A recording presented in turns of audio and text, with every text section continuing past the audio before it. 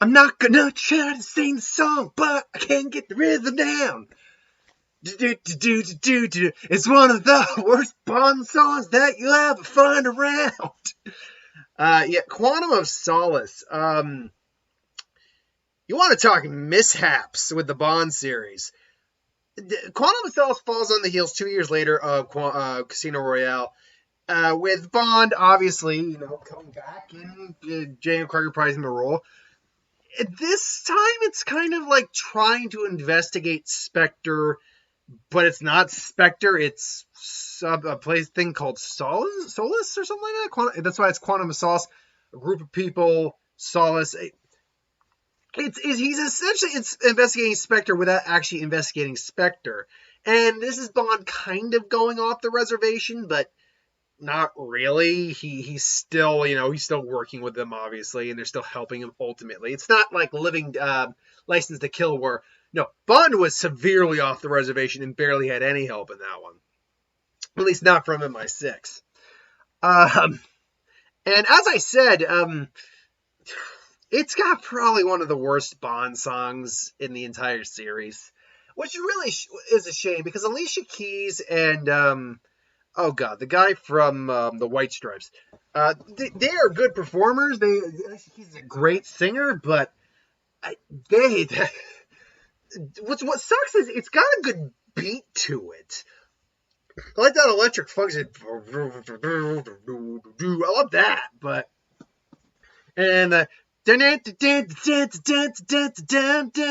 like that does kind of work as a melody and a beat, but the singing, oof. But look, we get Daniel Craig back as Bond, and unfortunately, he's still good in the role. I think the only one where he does seem like he's phoning it in a little bit is Spectre, and that is even he said that was a long shoot on that one, so I could see where in some takes he probably was just tired as hell. But this, what's the best way to put it? Bond in this one is just kind of lost, not knowing what to do, because obviously the whole Vesper Lynd thing really messed him up, and it's by the end of this film that he kind of regains his footing with who he is.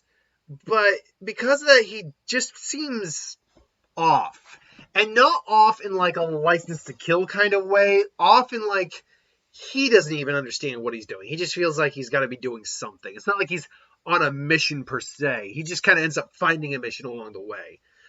With the Bond girl, who really isn't the Bond. Well, she is the Bond girl. She's the only Bond girl, like main Bond girl, besides Michelle Yeoh's. I don't remember her name, but in Tomorrow Never Dies.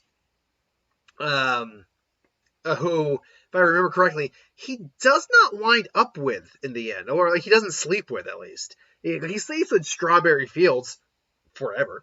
In a scene that I do like, where it's an homage to Goldfinger, where she was painted in gold and just dead on the and covered in gold, but in this case oil.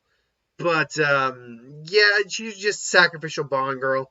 The action sequences, I'll admit, with all the other, just about all the other Bond films, I can kind of remember an action scene in some capacity, even with like some of the lesser ones, in my opinion, like Majesty's Secret Service. I remember the bobsled sled race. I remember the bobsled race. For your eyes only, I remember the car chase in the little dinky car.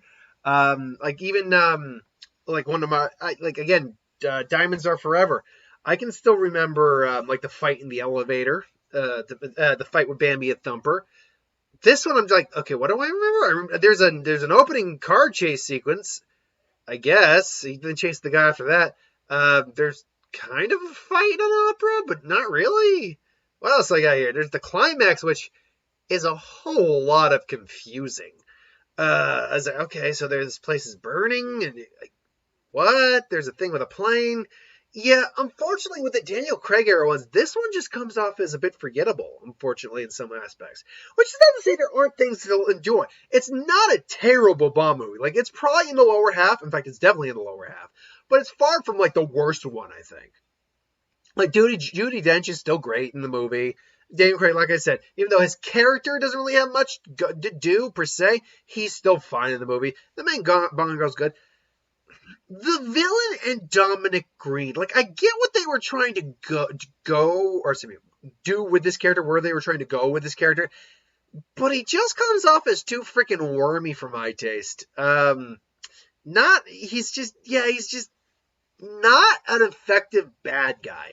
I think back, and Mr. White shows up briefly again, played by Jesper Christensen, who's always fun to see. But I think let's go back just like a few. Let's see, 2008. Let's go back about 10 years to like Pierce Brosnan Bonds.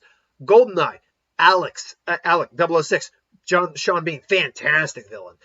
Jonathan Pryce in Tomorrow Never Dies, loads of fun.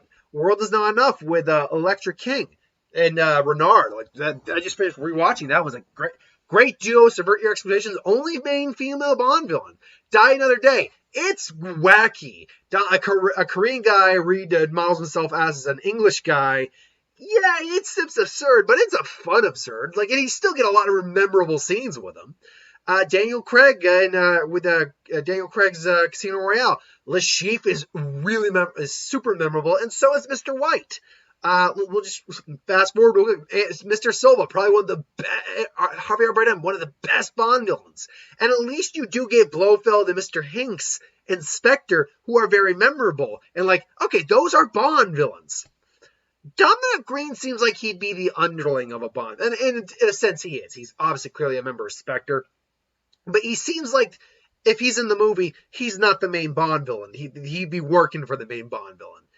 But no, he is our main Bond villain. And as a Bond villain, he just kind of sucks. Although he's not intimidating, he's just wormy and he seems very paranoid and he seems like he's on something. He seems like he's doing coke. He's always got like they're in like, I can't remember exactly where the country they're in. They're like in Mexico or something like that. I can't remember exactly where. So yeah, he theoretically should have like a constant sweat on him because it's so warm. But he always looks like he's got a constant flop sweat on him. So I'm like, are you constantly doing a line of coke for every scene or something? And like he tries to fight Bond, he gets an axe through his foot. But I will say this, for all the lack of good things this character brings, and there isn't a lot, I won't lie and say that it's not actually his death per se, but basically what ends up happening to him, it's pretty good. Bond leaves a stranded desert with a can of oil, and he just goes, I bet you make it 20 miles before you even consider drinking that. And then we find out later he was killed, drowned with oil in his lungs. Like he maybe drank a thing of oil. More likely someone killed him and just forced oil down his throat. Ultimately, because we get the return of Mathis for a little bit. Unfortunately, he unfortunately dies, which sucks. I'm like, but I mean, as it stands, it's not the worst Bond film. It's just it's a meh Bond film. I mean, I own it. I've occasionally rewatched it. It's not one of the ones I go back to very often, but it is what it is. It's not the worst one in the world. There's enough entertaining stuff in there where, like, okay, if it were on, I would rewatch it. I'm just not really going out of my way to rewatch it. But that's just my opinion. Do you love it? Do you hate it? Do you like it? Think it's okay? Do you just not your cup of tea? Put it in the comments below. But hit that bell if you want notifications. Thanks for watching. Hope you enjoyed. Like, comment, share, subscribe.